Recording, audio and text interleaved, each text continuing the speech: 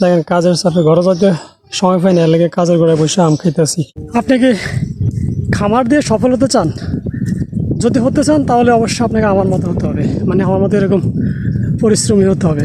কিছুদিন আগে আমি আসলে একটা ভিডিও করছিলাম, মানে এরকম ছাগলের খামার করবো, তো মানে ঘাস রোপণ করার জন্য ঘাস কাটা নিয়ে দেখাইছিলাম।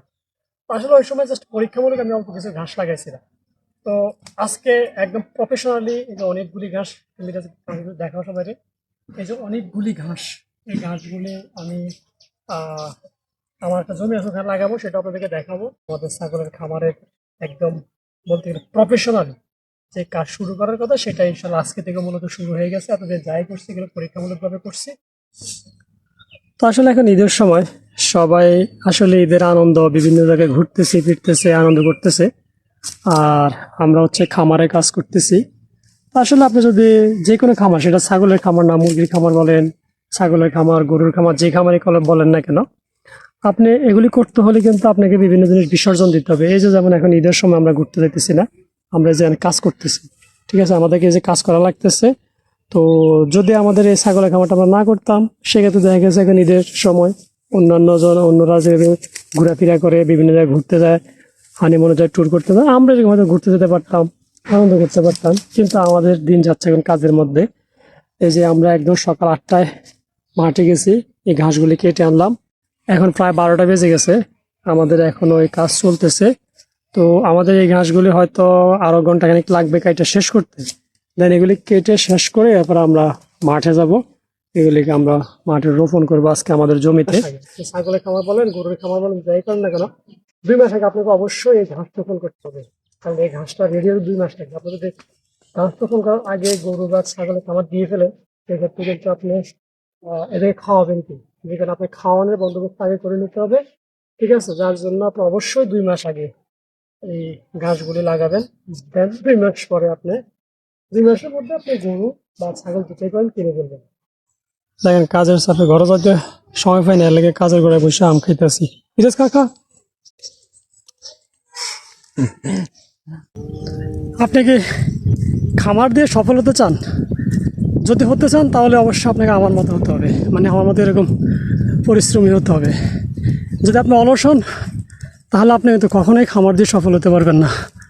দেখেন এই যে প্রচণ্ড রোদ, রোদের মধ্যে আমি মাথার মধ্যে দেখেন ঘাসের নিয়ে যাচ্ছি ঘাস লাগানোর জন্য, এবং আপনাকে পরিশ্রম করতে হবে। আপনি যদি মনে করেন আপনি লোক দিয়ে খামার চালাবেন, তাহলে সেটা কখনোই আপনি পারবেন না, কারণ লোক দিয়ে কখনো খামার হবে না। আপনি খামার করতে হলে আপনাকে করতে হবে। হ্যাঁ, আপনি লোক রাখতে পারবেন, কিন্তু সাথে আপনাকে অবশ্যই থাকা লাগবে, আপনি পরিশ্রম করতে হবে, দেন আপনি খামার দিয়ে সফল হতে পারবেন। সেটা আপনার ছাগলের খামার দেন, গরুর খামার দেন, মুরগির খামার দেন, যে কোনো খামারই দেন, মানে আপনাকে সোজা কথা পরিশ্রমী হতে হবে। অলস মানুষের এখানে জায়গা নেই, ঠিক আছে। আপনি অবশ্যই পরিশ্রম করতেই হবে। এই যে দেখেন সবগুলি ঘাস নিয়ে আসলাম, এগুলি এখন লাগাবো। এই যে আমাদের এই জমিটার মধ্যে আমি আর মিরাজ মিলে এখন লাগাবো। আর আমি কিছুদিন আগে এখানে পরীক্ষামূলকভাবে ঘাস লাগিয়ে গেছিলাম, যে হয় কিনা দেখার জন্য। তো দেখলাম যে না, আলহামদুলিল্লাহ আমার ঘাসগুলি হয়েছে। আমি একটু দেখাই আপনাদেরকে, তাহলে আপনারা বুঝবেন। এই যে দেখেন এই ঘাসটা, এইটা, এই যে দেখছেন এই ঘাসটা, তারপরে এই যে এই ঘাসটা, আমি এরকম পরীক্ষামূলক অনেকগুলি ঘাস লাগাইছি। আলহামদুলিল্লাহ এই যে একটা ঘাস, ঠিক আছে, এই ঘাস, এই যে এগুলি সব আমি পরীক্ষামূলক লাগাই গেছিলাম, যে হয় কিনা দেখি। কারণ যেহেতু জমি একটু ডাউন, অনেকে বলতেছে এখানে হবে না, তো এখন দেখলাম যেহেতু হয়েছে, তো এই জন্য এখন বেশি করে নিয়ে আসছি। এগুলি আমি আস্তে আস্তে আমি আর মিরাজ এখন এই জমিতে লাগাবো।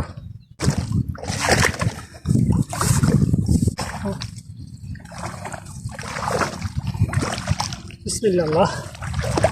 কি বন্ধুরা, পারবেন তো আমার মতো এরকম পরিশ্রম করতে? দেখেন এই যে পানির মধ্যে নাইমা দুপুরবেলা প্রখর রোদ ঘাস লাগাইতেছি। আর এই ঘাসগুলি কিন্তু গরু বলেন, ছাগল বলেন, এটা কিন্তু খুবই পুষ্টিকর একটি খাবার। এটা খাওয়ালে আপনার খাদ্য খরচ অনেক কমে যাবে খামারে। আপনি যদি খামার করতে হয় তাহলে অবশ্যই এই ঘাসের চাষ আপনাকে করাই লাগবে, ঠিক আছে।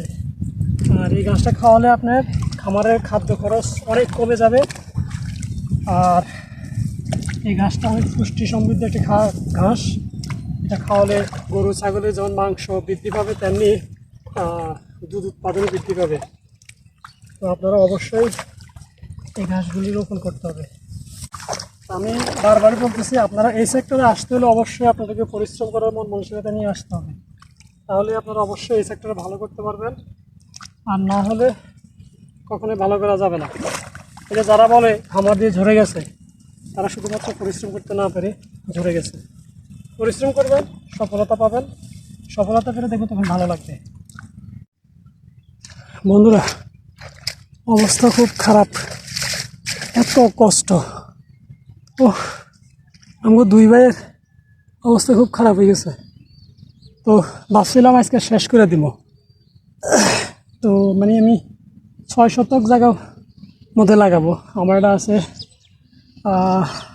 30 শতক। আপাতত 6 শতক জায়গার মধ্যে লাগাবো। আমি যদি 20টা ছাগল পালবো, 20টা ছাগলের জন্য পরে ধাপে ধাপে বাড়াবো, ছাগলও বাড়বে, ঘাসও বাড়াবো। তো এই 6 শতক জায়গার ভিতরে এসে দুই ভাইয়ের অবস্থা খারাপ হয়ে গেছে গরমে। আজকে আসলে আর পারবো না, আজকে খুব কষ্ট হইতেছে। তো এই যে দেখেন, ঘাসগুলি আমরা পানির মধ্যে ভিজায় রাখছি যেন গাছগুলি শুকায় না যায়।